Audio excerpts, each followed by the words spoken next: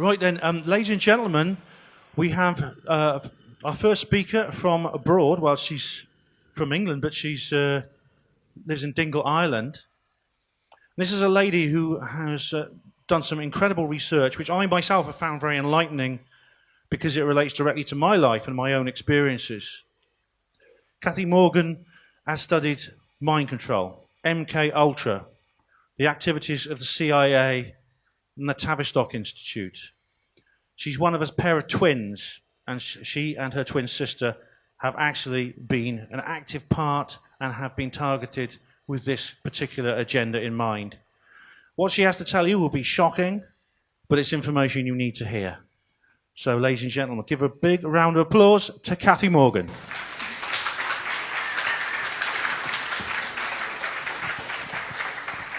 Thank you, Ben. Thank you.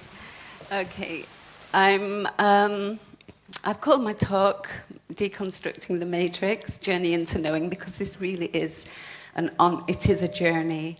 And it's almost a spiral journey because I seem to revisit what I started with, but in much more depth each time I go around. So I will be bringing some things into my talk that I've spoken about before, but there's new information there which I'm quite excited about sharing with you. And for the benefit of anyone who hasn't seen any of my work before, I'm going to briefly recap some of my own background. It does initially deal with trauma, which I'm hoping isn't going to be too harrowing. I'm not going to dwell there. I think the matrix that I'm talking about decoding is the illusory matrix that has been created for control purposes. However, as we know, there's a far greater matrix that isn't negative, that we're part of, and we're, in a sense, accessing that matrix by coming together and creating our own matrix. That's how I feel about it. So it all began when I started to investigate my own background, because I wanted to understand why I experienced dissociation throughout my life, and that led to enormous difficulties in establishing stability in every area of my life. I knew I'd been sexually abused by my father in early childhood, and I was a twin, and I was abused till the age of 12, but my twin wasn't abused, and that is actually a picture of myself and my twin sister. And I think it's kind of clear which one was abused. I thought it was quite moving when I saw that picture. I've been able to, incredibly, although my mother was complicit, in a sense, I think she also had alters. And when she moved out of her house, every little piece of evidence, paperwork, she'd kept everything. It was like a museum. And so I've brought a couple of documents here that I found, which will be in the slideshow. Now, I consciously experienced PTSD in 2007 after a short but extremely violent relationship.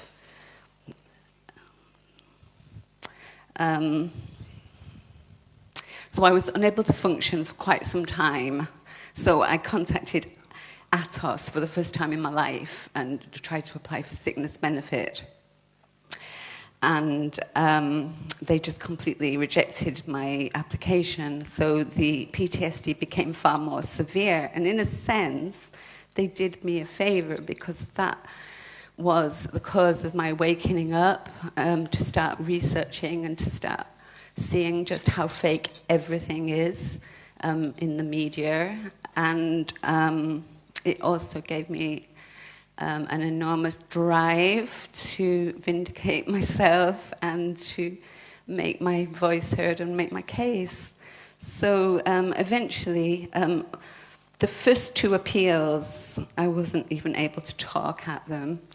But fortunately, I was granted a third appeal, and by that time, I'd accessed legal aid, and I pulled all my evidence together, and I was able to clearly explain everything that had happened, and a judge and a doctor found that I did indeed have PTSD, so I was vindicated. Unfortunately, the government has now prevented people from getting legal aid for these ATOS situations, and as you know, it's really genocidal, and it's probably not really being publicised as widely as it ought to be, but anyone who's sourcing alternative news sources, of course, knows what ATOS is up to. By the time I got my appeal granted, the bruises had long faded, and I did have a diary which I took pictures. The chap that I got into the relationship with was operating undercover. He was an animal rights activist and an eco-warrior, and he was a sociopath, and he seemed to be the perfect boyfriend, and appeared to be very loving, and in actual fact, he had been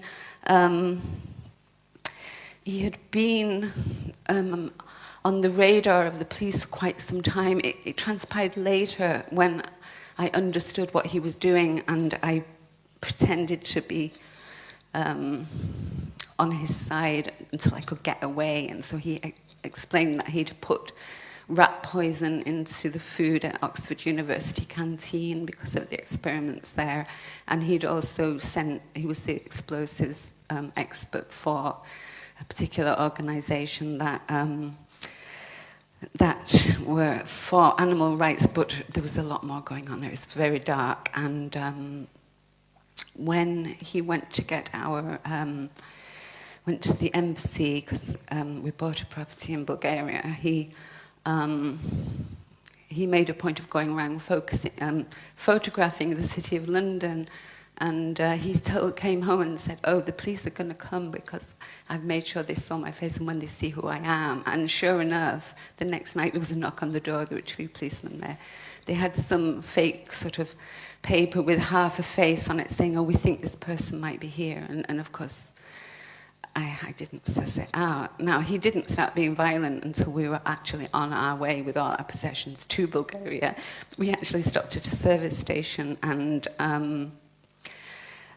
he started being very strange and argumentative, and so I got out of the van to walk away from the situation, and he ran up and slammed me against a window in a move, and as I was walking back to the van, he didn't hurt me, he just frightened me, and a man in a car said, "Are you okay?" I said, "I'm fine." And he says, "Well, I'm in special services, and I saw the move he did on you, and I'm very concerned."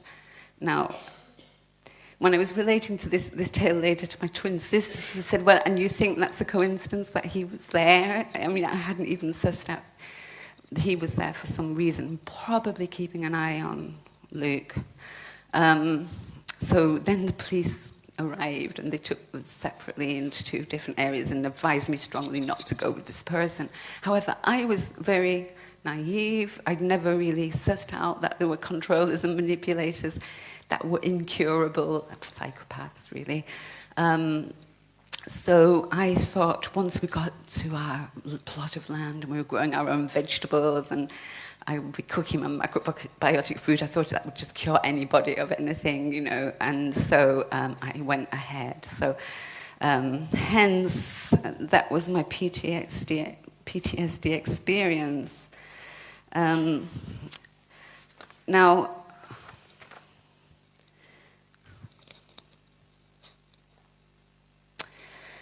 in terms of PTSD, the condition, it's often, a feature of it is often unwanted and crippling flashbacks of the traumatic event. But if the trauma occurs before a child has developed language, the flashbacks are of an emotional nature, where one finds oneself experiencing overwhelming emotions that are unrelated to the present, but there's no apparent reason because you don't have a visual of the event. So it's unlike post-traumatic stress when it's related to childhood abuse or ongoing trauma, when you're perhaps captive and so on. It's not as apparent what the reason is as if you had been a soldier and experienced something extremely traumatic. You would actually know what had caused it, and you would have a personality that you could heal and go back to your previous personality. However, if it goes back to pre-verbal or sometimes, a little later in childhood, there is no personality that hasn't experienced this trauma cycle. So it's labelled complex post-traumatic stress, and it is indeed extremely complex. And it has actually just been recognised now as a condition by the DSM. Now, it can be managed by learning to anticipate.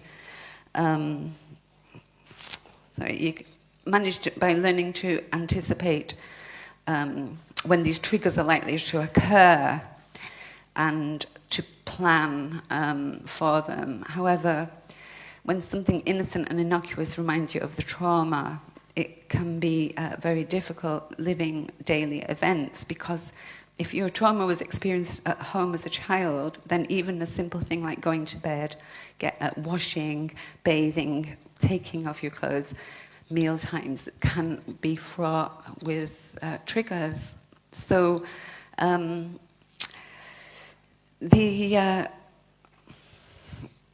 what I discovered when I was trying to access support for the condition was that nobody I contacted, I actually went to my doctor and said, I need to tell somebody what's happened to me. Something really extreme has happened to me. I just need to talk to somebody. And he said, do you want Prozac? I said, no, at first I want to talk to somebody. But however, nobody understood trauma that I contacted professionally, and I was not able to access counselling for 8 months. So that prolonged the condition. There was also issues with benefits, so that again made the trauma much worse. It wasn't handled well. People, wherever there's addiction, there's always trauma. And even addictive substances like low-level ones, like coffee and cigarettes and so on, put the brain in an aroused state, and it's a precursor to full-blown flight or fight mode. Another symptom of trauma can be multiple personalities. So in complex PTSD, there's a tendency towards low self-esteem, which is understandable considering what you might face in your day-to-day life. Now, people with PTSD are extremely vulnerable to being manipulated, in other words, to being handled. However, researching the trauma has had a very positive effect of leading me to take control of my own life, to avoid being handled and controlled and manipulated, and to seek an environment of my own choosing.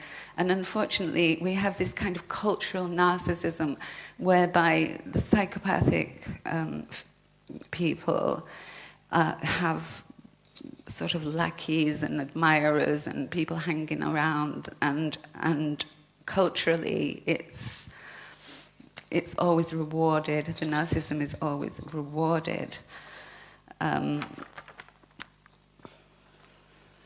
So trauma-based mind control, as I was researching it, I learned how the condition had been of enormous interest to those developing psychological warfare techniques, for example, the CIA's MKUltra program. And I was compelled, symptoms of dissociation occur when the trauma causes the personality to split, leading to the creation of multiple personalities. And the CIA did early research into how to program one of these personalities to carry out actions without the knowledge of the original core or front personality. A programmed individual could be instructed to carry out an assassination, then go back to normal daily life with no memory of the event. For example, Kathy O'Brien and Candy Jones are the more well-known people who've been able to break out of that and come forward with their stories. So when I heard about MKUltra, I was compelled to research my own background for some reason. And I felt that some sort of intervention had happened in my family I was always kind of conflicted about doing the research and always saying to myself, no, there's a perfectly good reason for your dissociation. You were sexually abused as a child, that's got to be it. But I had a sort of really niggling feeling that there was more to it. And because I was dissociated all my life, I hadn't really got memories, huge memory blanks going back in my life. And so it was a real task to sit down and actually try and get my head around what my life had been like. So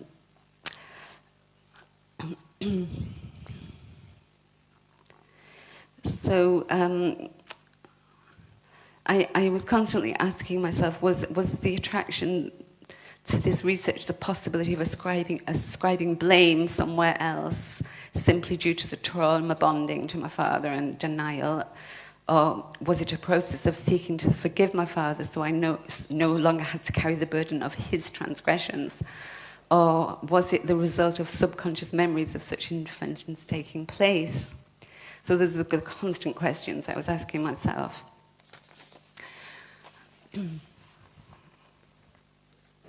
So as I look back into my own background, I realize that increasingly how the public at large was, excuse me a moment.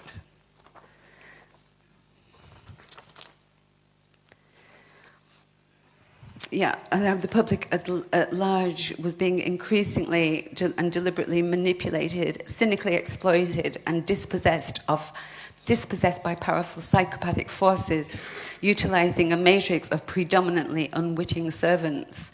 This has been facilitated by exploiting a range of motives from misplaced trust and faith and a desire to get ahead to outright greed and megalomania.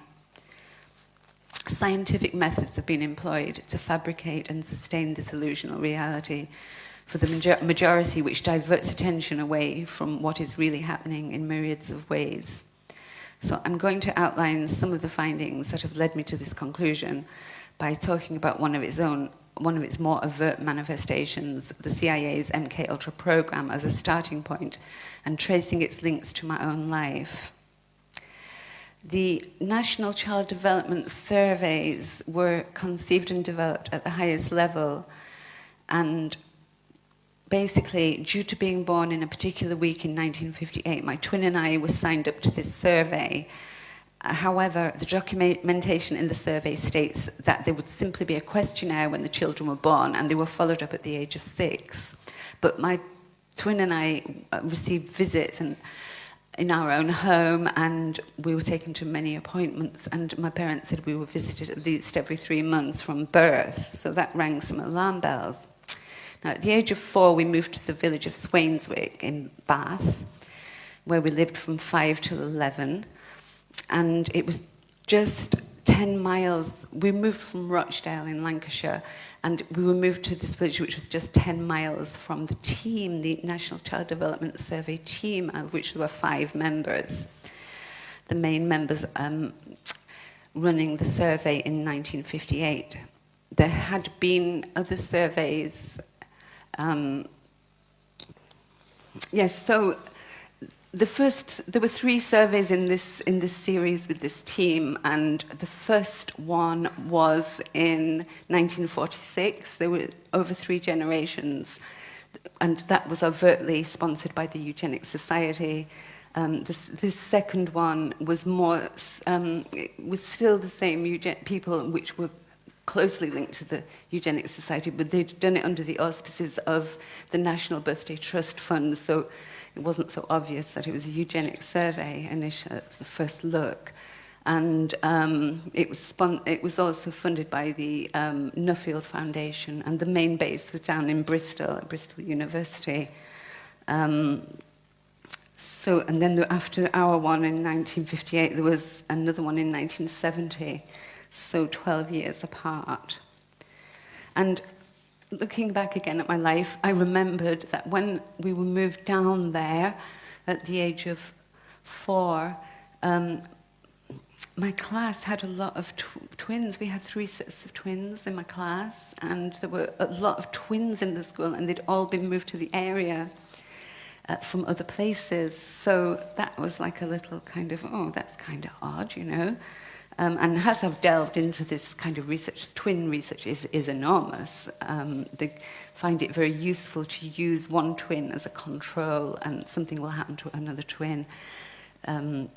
So, although on the surface of it, these surveys were just questionnaires, when you start digging into it, you find there's all these subgroups that received really in close monitoring, and obviously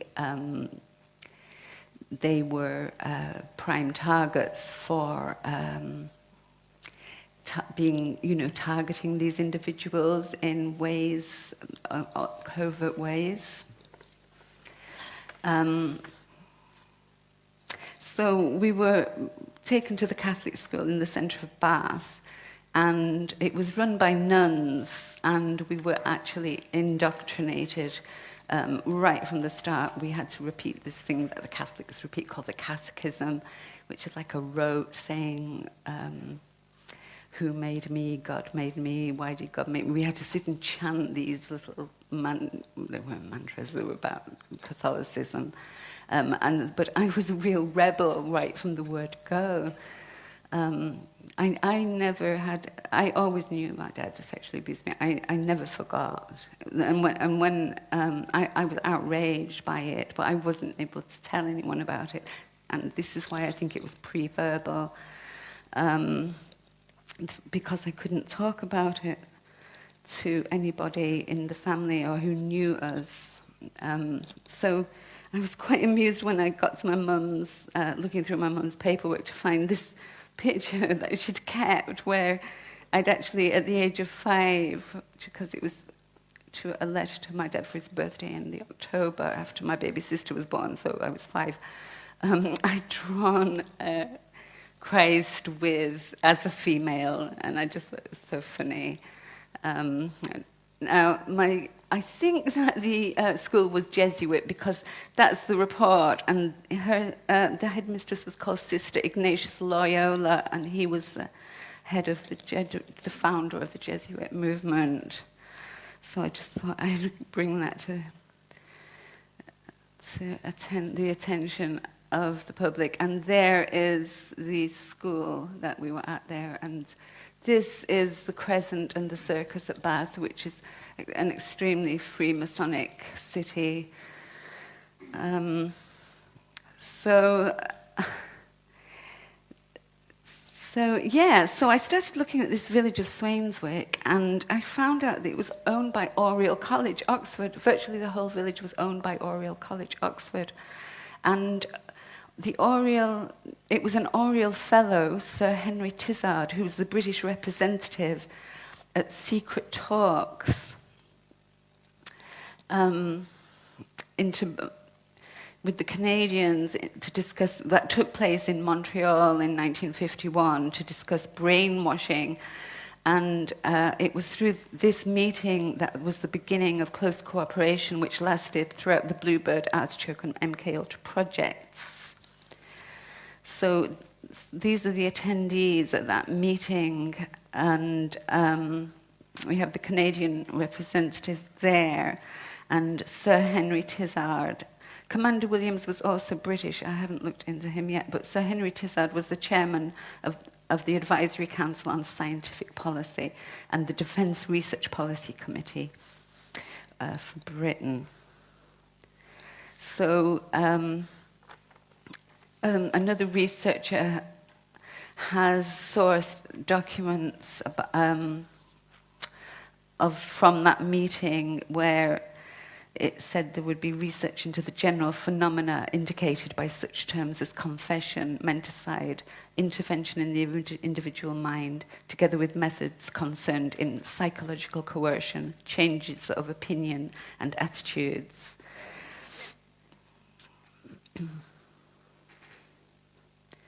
So Donald Hebb was another attendee. He was a Canadian attendee at that meeting, and he was a colleague of Ewan Cameron's. And in terms of the British situation, it led to the British Intelligence Corps running brainwashing courses at their Marsfield, Sussex site, And these were later to come the training that took place in Marsfield went on for many years, and it was actually there that the treatment of the Irish guinea pigs in the early 70s, they were experiments who were subjected to extreme sensory deprivation and drugging, and this all really came directly out of this intelligence corps. So then I discovered that the officers' mess for the intelligence corps was also based at Oriel College, Oxford, which I thought was, these coincidences were getting a bit much. However, that was only the beginning. So Henry Tizard had a son called Peter Tizard, who actually ran the neonatal unit at Hammersmith Hospital when my first baby, had been born. My consultant was Hugh Jolly when I was there, and he was born in 1978. And again, there's a huge support from the Nuffield Foundation for that. Well, the neonatal unit was called the Nuffield Neonatal Research Unit. Now, my consultant was a friend of Peter Tizard's, and one of the members of the NCDS team, Geoffrey Chamberlain, was majorly involved with Hammersmith Hospital and twins research. And Robert Winston had co-authored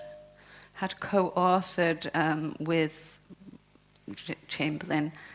Now, you might recognize me as actually a figure from the media, but he is also a leading fertility expert. He presented a TV program called The Secret Life of Twins. He was also a member of the Athenaeum Club, where I actually ended up working in 1974. I ran away from home at the age of 15 and extraordinarily was employed working under a false name at the Athenaeum Club, which comes up constantly with all these people I'm finding around my life, from the Darwins to the Huxleys and so on. The Athenaeum is always linked in there. Now, one of the most interesting things, Winston was majorly associated with Hammersmith, and as the professor of fertility studies, he led the IVF team that pioneered the pre-implantation genetic diagnosis, identifying defects in human embryos, and was somebody who published early work on gene expression in human embryos.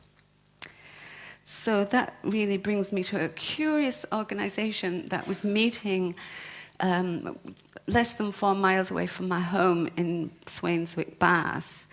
And it was brought to my attention because I discovered that my neighbour, Sir Edward Brown, MP, who lived at the bottom of our street, was also attending these meetings as part of the fundraising committee. And when I looked a little closer, we used to go to parties at his house, and he used to come and visit my dad. And my dad said he looked quite baffled, and he told me that the only time in his life he'd ever voted Tory was after this chap had been coming and talking to him. So he did certainly manage to change his opinions then, and it never happened again either.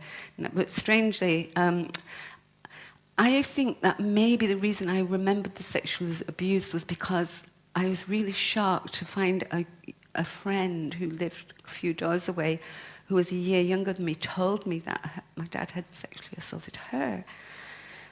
What she actually said was, "I don't like you, Dad, because when he tickles me, he puts his hands down my pants." And I was so shocked. I think maybe that brought into memory and kept into memory what happened, and it might have gone.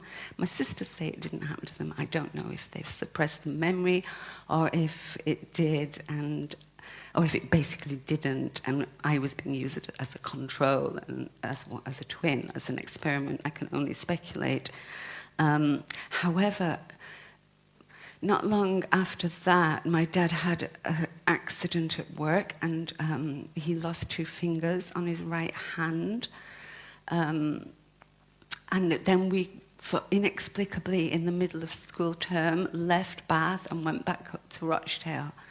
Now, I always thought that sounded a bit dodgy, but then when I got into this research, I started asking family members to tell me if they knew anything.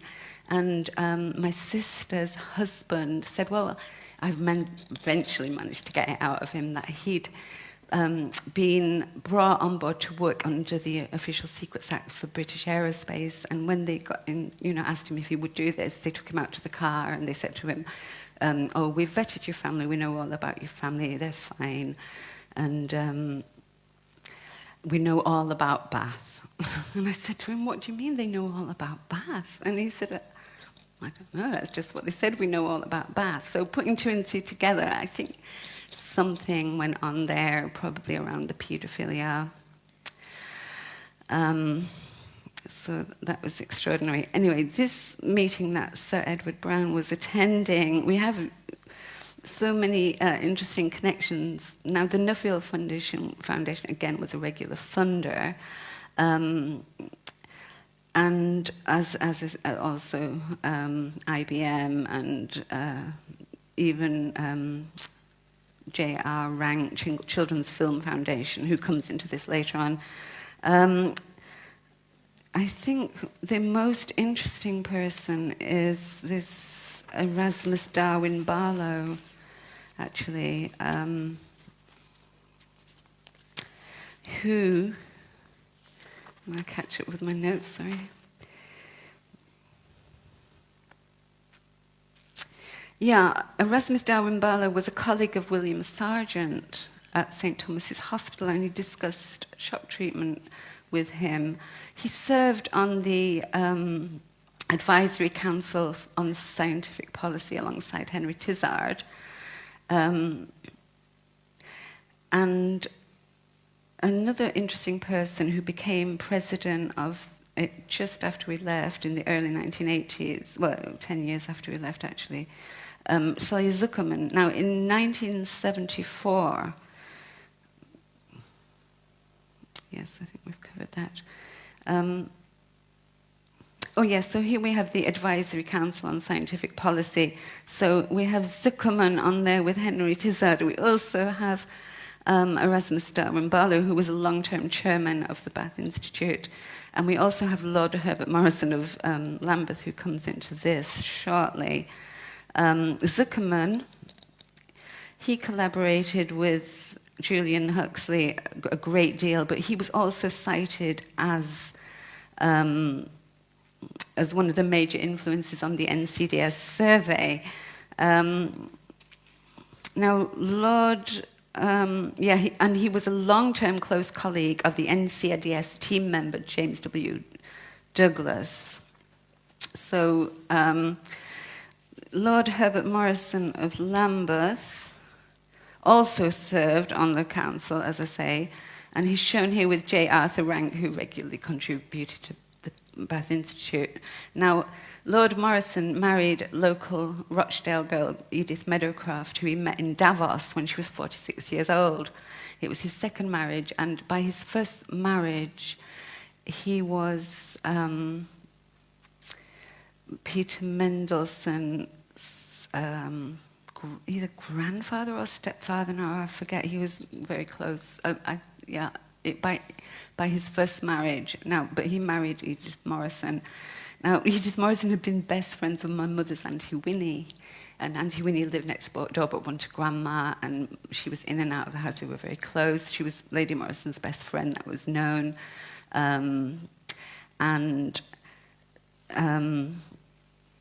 my grandfather was Swiss, so my grandmother went to school with her to the convent. My grandma was in the year above her, and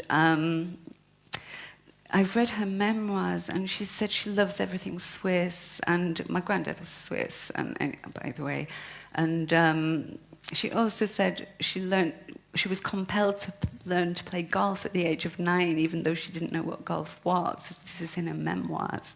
I thought that was really odd, considering she met Lord Morrison on a golf trip. This was the golf trip in Davos, which became ladies' runner-up.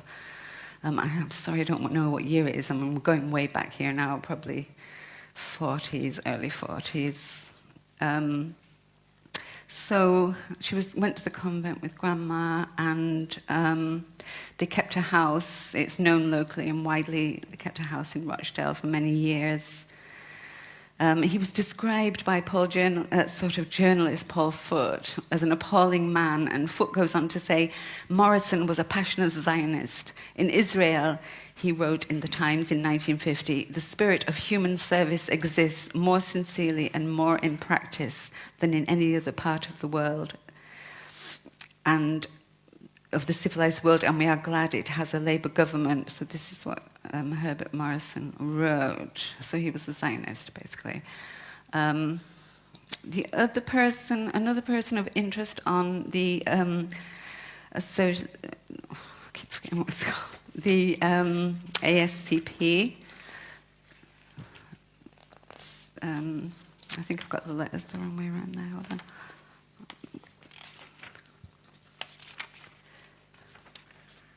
Anyway, what I just said, it was the Committee for Scientific Policy, was Max Nicholson. As I say, Advisory Council on Scientific Policy with Henry Tizard. And he also served on the Medical Research Council's Clinical Research Board with Erasmus Barr in Darlow. Lord Platt, who was another president of Bath Institute. Lord Herbert Morrison, and he was a friend of Julian Huxley. He was the founder of the Colonial Social Science Research Council with Margaret Mead and Alex Carr Saunders. So there is Lord Morrison, and he actually became head of the British Board of Film Directors, and so he was hanging around with people like Bob Hope and other people. So yeah, Max Nicholson. Now, Max Nicholson was also a member of the 1001 Club, which I'm going to just go into in a couple of slides, but I'll just talk briefly about Arthur Rank, British industrialist, head of the Rank Organisation, a conglomerate that purchased the Odeon Cinemas in 1938, and it collaborated with the British film industry to form the Children's Film Foundation. Now, as detailed in my Dublin talk, Ireland Awakens, J. Arthur Rank worked with UNESCO on covert experiments at his Saturday morning cinema clubs. He had access to 400,000 children. Observers were given detailed instructions and sat amongst the children taking notes and observing their reactions to what they were viewing. Teams of psychiatrists worked on various images which were inserted at specific times, and infrared cameras were set up behind the scenes, capturing the children's expressions at precise moments. He was also chairman of the Peckham experiment alongside Julian Huxley, which I've gone into in the Dublin talk as well. Now, two of Arthur Rank's close associates, Sir John Davis, was the chairman of the Rank Organisation, and Lou Grade was at one time the head of the Rank Organisation, and both were also members of this 1001 Club. Another member was Henry Tizard's associate, Max Nicholson. The Bilderbergers, Prince Philip and Prince Bernhard, helped to found the organisation. Oriel Fellow Sir Peter Scott was a member. Scott had founded the World Wildlife Fund with Julian Huxley, Max Nicholson, and Victor Stollen, who was also a 1001 Club member. So the Wikispooks page describes the 1001 Club as an endowment fund created in 1971 to provide the World Wildlife Fund International with a financial base to maintain a sustainably managed organisation, aiming to engage influential members of society who were to be able to bring about change in the world in the conservation activities of the World Wildlife Fund. The idea coming from Dr. Anton Rupert and Prince Bernhard, as I say, inviting 1,000 influential people to invest £10,000 each. Behind the glossy, feel-good image lies a different reality. In a 1993 Washington Monthly article, it hints at this. quote, "The secret list of members includes a disproportionate percentage of South Africans, all happy to, in an era of social banishment, to be welcomed into a socially elite society. Other contributors include businessmen and with suspect connections, including organized crime like Lou Grade, environmentally destructive development, and corrupt African policies. Even an internal report called the World Wildlife Fund's approach egocentric and neo-colonistic." And you can see a really in-depth study of that group on the Joel van der Riegden by him at his website there.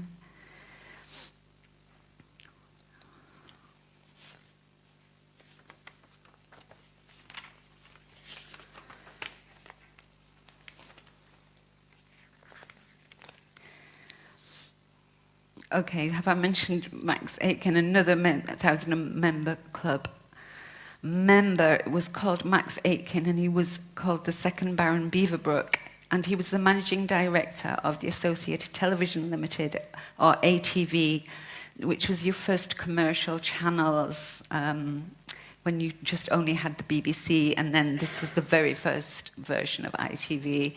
Really, it was the very first commercial television, of which Lou Grade was deputy chair. In fact, it boasted 3,001 club members on its board. Along with Aitken and Grade, was the first Baron Renwick, who was chairman in 1969. And one of his roles was to become Thatcher's envoy to South Africa.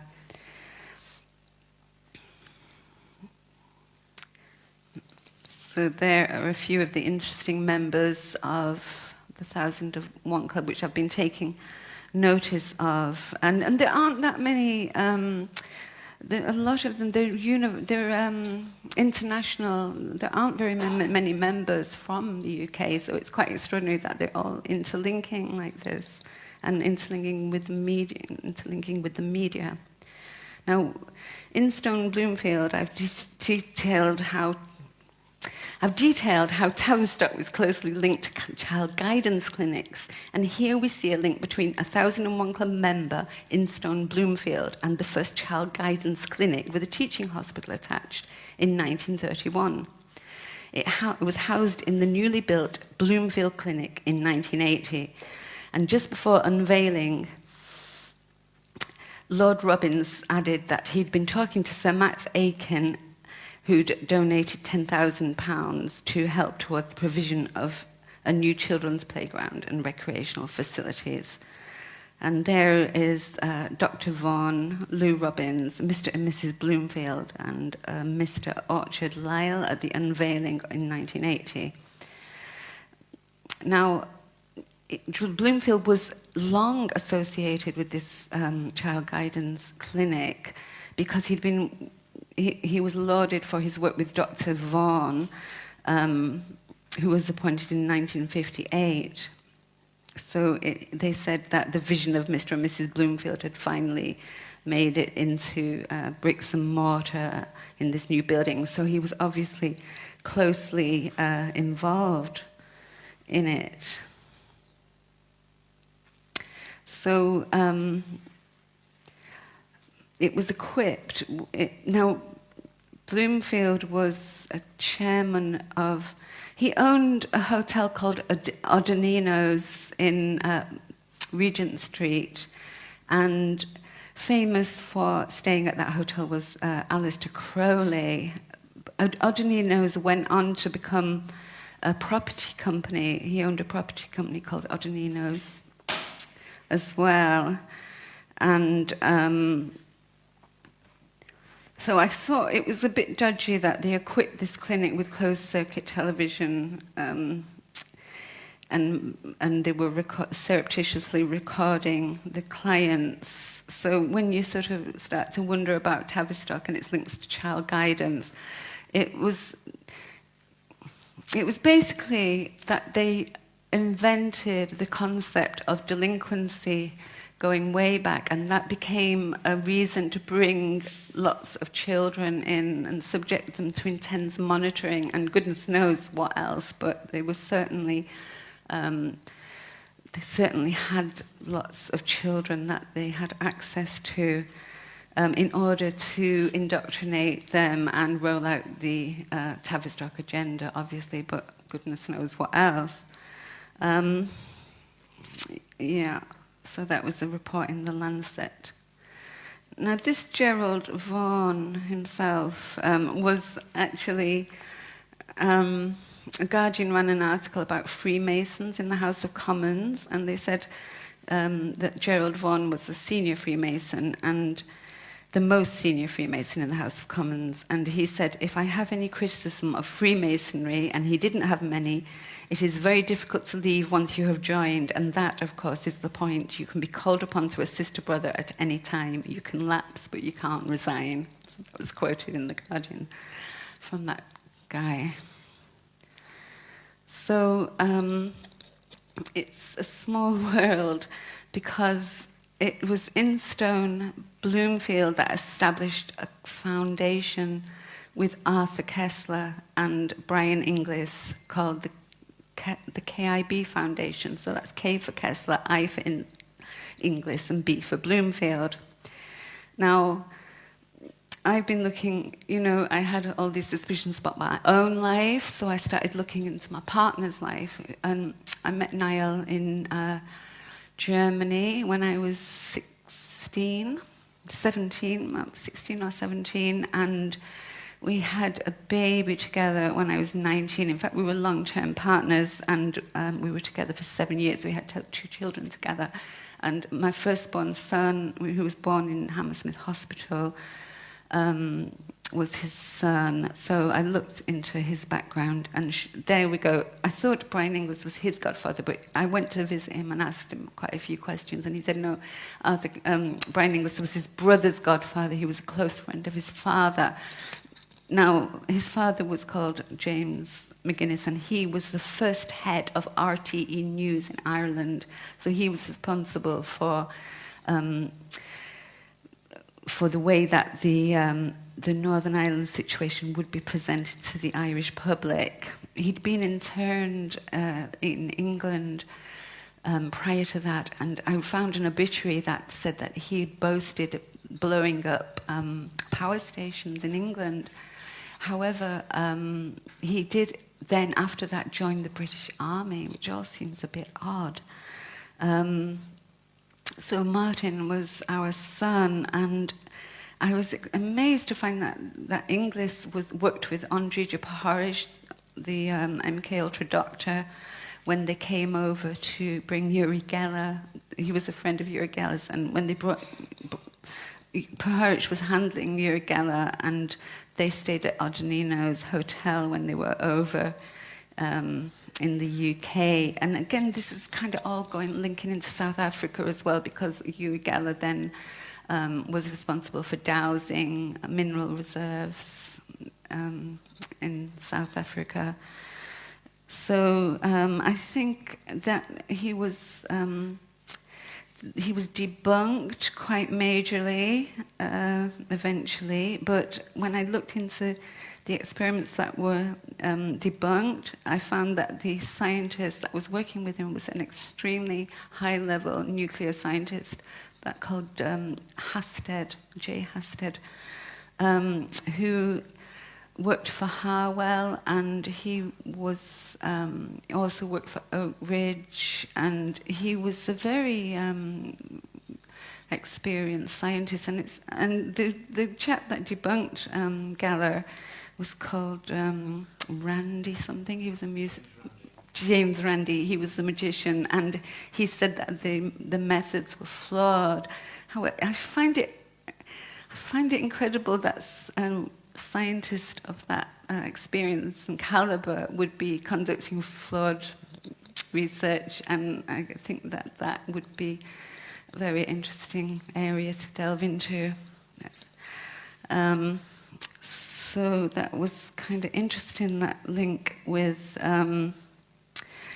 my partner. Now, I have written recently wrote an article about my son who was born in Hammersmith Hospital because there seemed to be mysterious circumstances around his death when he was 26 in 2005. And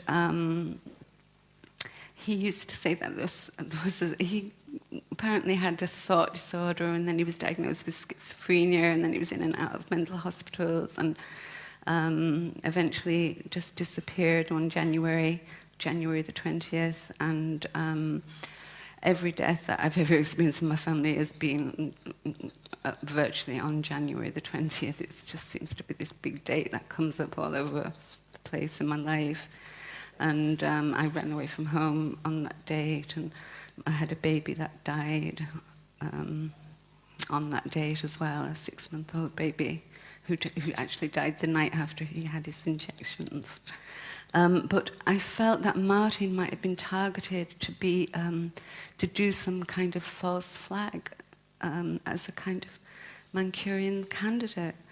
He was extraordinarily intelligent, and he used to. When the NCDS server used to come and see me, they had him repeating. They tested the kids, and he'd be repeating numbers, and they'd get him to repeat numbers of 11-digit numbers backwards. And she said she'd never come across, this sort of somebody having the memory to that extent. But he was a very wild child and very extremely difficult to handle. But I did trace that there was some strange events in Rochdale. There was a chap called the Rochdale Ripper who'd actually done a couple of murders and rapes, very horrendous murders. But the police said about him that they hadn't thought that he was that kind of person at all. He had a huge list of cautions, but they were all for very petty offences. So I thought, well, Martin had a huge list of cautions. And then I looked, this Rochdale Ripper actually lived a few hundred yards from where we had lived in Rochdale. And he'd gone into the psychiatric unit where Martin ended up, and after a suicide attempt, and he said he didn't remember any of the murders, he just completely blacked out. So I have written an article with quite a bit of detail on that. It's on my blog, if you want to look into it. That was very tragic, but it was the way that they took him away at birth. It was supposed to be a natural birth, a Laboyer birth, and they kind of whisked him away, and he was really alert when he was born, and then when he came back, he was all kind of shut down, and then he was just trouble. And it was all very weird, and I wondered if they implanted him, because I think they implanted me, because I have a scar on the back of my head that I think I was hit with a discus as an 11-year-old. And I was taken to the hospital, and I got a metal detector sort of signal there. And the reason that I did check it, and I do at the back of my neck too, and the reason that I checked it was because I'd be walking past some cars, and one of them, the alarm would go dee-dee whenever I walked past. And I thought, after a few, weeks, and I thought, that's weird. And I thought it must be my mobile, but then it was happening when I didn't have my mobile with me. And so I'd walk past and so I thought, maybe there's an implant there. So this is as far as we've come, really. It was as far as I've come with my research. But I hope that you find that there's some leads there that I've been able to demonstrate how these magnates who made a lot of money, and they were obviously vulnerable, I think, to elite manipulation because they'd made all this money with these factories, and then they wanted to become a part of, in with the in crowd. And so I think there was available for manipulation. These millionaires like J. Arthur Rank and Lord Nuffield was another one. Oh, brilliant. Well, in that case, I would just like to invite any questions about my talk from the... Yeah? Is Lou Grave related to Who's Michael Grade? Oh, yeah, he's. Yeah. I think he's his nephew. I got repeated apparently. Yeah, Lou Grade, related to Michael Grade from the BBC and Channel 4, is he? Yeah, I don't watch telly, so I believe he has a nephew called Michael Grade. Yeah. Oh, they're related to the Cray twins, the Grades. They were close with. And there's a whistleblower called Mr. T. Stokes who I was corresponding with about all my research, and he told me it was all that Herbert Morrison was involved with the Grades as well. So, and the Israeli, the Marks and Spencer guy as well. Yeah.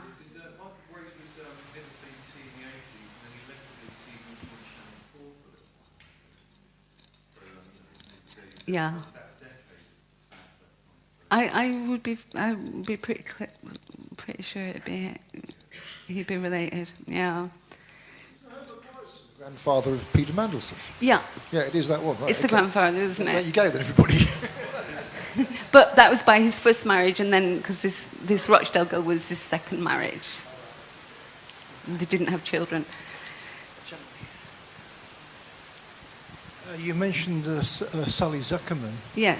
as being the head of one of these organisations. What's your observation on this particular individual? Well, Sully Zuckerman, what I know about him is that he's like, I'd say he's a eugenicist. He is a eugenicist. That was not unusual. At that time, everyone was an openly a eugenicist. And it was a very them and us attitude. It was so clear then. And it's in all the writings and the documentation how eugenic and elite their attitudes were. And I know he was the one who initiated the Hull surveys, which where they asked school children to write an essay about what was the worst thing that happened to them, what upset them most about the bombing in the war.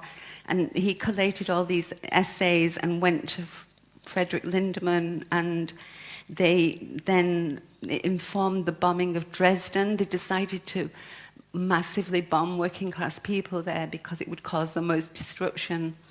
But they also used the phrase more blood per bomb. So, you can't really sort of. There's degrees of culpability in these people. You don't always know how culpable they are. You know, was it just career moves? He was extremely influential, and he was top chief scientific advisor to Winston Churchill. What do you think it is that singles individuals such as yourself out for the type of manipulation that you've experienced? Is it family links to the military? Do you think that's a factor? Or is it a bloodline thing? It's to do with, the ancestry of the families involved? Or is it just pure chance and bad luck? It seems to be I looked into my family history, and there was definitely weird things that had happened in my grandparents' generation. Now, in terms of the military, the place we were moved to in Bath was definitely very... everyone on the street, there were 12 houses, they were all involved in the military, all the families apart from us. But my dad had been in the Navy. He joined the Navy at 16 and was served for the last few years of the war. And then he went into a special reserve where he was escorting the princess to South Africa. So there was like a military link there. But right at the beginning when I started this research, my grandmother I asked my mum, was there anything unusual about the family? And she said, well, your grandma always said we were linked with Lady Moran. And the name meant nothing to me.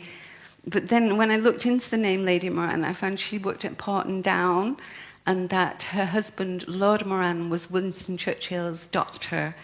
And Lord Moran had gone with Ewan Cameron of MK Ultra and John Rees of the Tavistock, and the three of them had all been involved in taking Hess to the Nuremberg trials. So I thought all that seemed extraordinary. And actually, it was a pupil of Lord Moran who... a pupil of Lord Moran was instrumental with starting the NCDS surveys as well. But also, I was just on Ancestry.com looking into my family history, and I got a letter from a girl who said, "You don't know me, but my dad was your mum's cousin," and this secret cousin that I'd never heard of. So she filled me in, and she sent me newspaper clippings, and he was called Gordon Z. Harris, and he kept the letter Z to remind him that his mother was taken from... his mother was my granddad's sister, and she'd been taken down south to be educated by an aunt and another woman called Mary Thomas, who I've not been able to trace. But she had Gordon, and Gordon went to Cambridge at 17. He was this brilliant mathematician, straight into the defence research, doing defence research, and he worked on the Blue Knight and the Blackstreet rockets, but he chaired a Commonwealth conference, and he was in the Pentagon at the time of the Gulf War, and he helped Thatcher reorganise the defence services. It's just a secret cousin of my mum's, and I say secret, none of it was ever mentioned, you know. So I think there's both military and then my grandmother always used to say that when my mum was born, that she was a twin.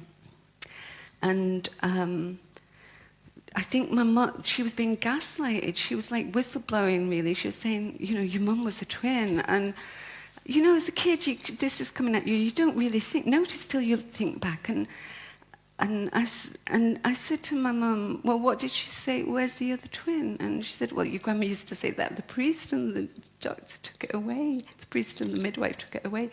And my mum is really congruent. It's really likely that she was a twin because she was born full term, but she only weighed 3 pounds. But she survived, and all her lungs were intact and everything, which is really, really strong indication that she was a twin, and there was another twin lost. So that, you know, that's another dodgy thing. And I think you just get so many dodgy things that you think, you know, there's something going on here. And I'm digging into everywhere I looked, I'm finding stuff. So. Anybody else? Carl. Hi, Kathy. Hi. And this is going to sound a bit vague, but I just wondered if you might have some insight into something that I came across recently, a reference to operatives training in psychological warfare at camps in Devon during the 1930s. I haven't been able to find anything to back it up. I just wondered whether you'd heard anything about it. It was connected to the Tavistock Clinic at the time. I just wondered if you'd heard anything about that at all or knew anything about that. Devon, no, I haven't, but I'll certainly look out for that. I know operational research was founded at the Athenaeum Club. I found something that said that. And also, just on the subject of the Athenaeum Club, I think it links in with Harold Wilson, the plot against Harold Wilson that was going on by the Secret Services, that I ended up at the age of 15 in the dining room there and doing silver service waitressing for Harold Wilson. And somehow I think that was a manipulated situation. And because Lady Morrison went on to join this after Lord Morrison died, Lady Morrison went on to join this right-wing group called the National Association for Freedom, and that was started by people that were known to have been involved in trying to bring in a right-wing coup to oust Wilson. Right, yeah. See that connects, yeah. Okay, thank you. There's someone over here who had their hand up. There's someone in front of you, sir. I'll come back to you if no one else wants a question. No, he's already asked one. Okay, go first. Hi. Hi. I live in Oxford, and I was interested with the links to Oriel College. As you might know, there's been a campaign by the students run over the last few years to remove Cecil Rhodes' statue. Cecil Rhodes is a big benefactor and one of the most famous luminaries of the college. The Rhodes Must Fall movement is on account of his racism, but obviously it's a lot more than just common or garden racism. It's a eugenics system thing that he was involved with. So the fact that Oriel cropped up a couple of times in your talk, I wonder if the Rhodes link, if you had done any research or had any views on the Rhodes link and the round table, which he was instrumental in forming. Yeah, I mean, I think this all gets pretty close to that, you know. And again, South Africa. Now, I found that where we lived in Bath, the land that our houses had been built on, we moved there in '62. And in 1938, the land had belonged to a house called the Elms, and the person that lived at the Elms was the daughter of a colleague of Cecil Rhodes, who'd made his money in the same diamond mines. And this Wallace, Alice Wallace, had married a chap called McVicker, and they had this Elms, and he built a park, Alice Park, in her memory, and our house was built on the same land, so it had been bequeathed by these people. So I did start looking into Rhodes, because he's obviously involved at a very high level in manipulations, to say the least. But what I also thought was extraordinary was that my grandfather's parents had both worked in service to the royal household when Mary, Queen of Teck, was queen and or consort, and my great-grandmother had actually had Mary Teck's dresses were fitted on her because she was the same size as her. And then I noticed that Mary Teck was a frequent visitor to the Elms. So it's sort of, there's all these little links that are, bringing a picture together. Mary of Teck, bloodline to Vlad the Impaler. Yeah. When you were working as a waitress serving Harold Wilson, were you aware at the time of any alters taking place with your own personality? In other words, could you have been used in that situation without your knowledge? I think so. I mean, you don't know at the time, but I've noticed that whenever, even now, I have memory blanks, and people will say, "Oh, remember we did this, and remember we did that," and I don't remember at all. And that's happened throughout my life. I have a long-term friend I went to school with, and she's constantly saying, "Oh, do you remember we went to London and we did this and we went here and we..." No, I don't remember. I really do not remember. So there's that potential. Now, I was underage, but I wasn't very young. But I suppose there was other things that could be done, like maybe slipping something into his food, Goodness knows. I mean, but you can't just speculate, but it's all a bit weird, Okay, got time for one more. There's somebody at the front there.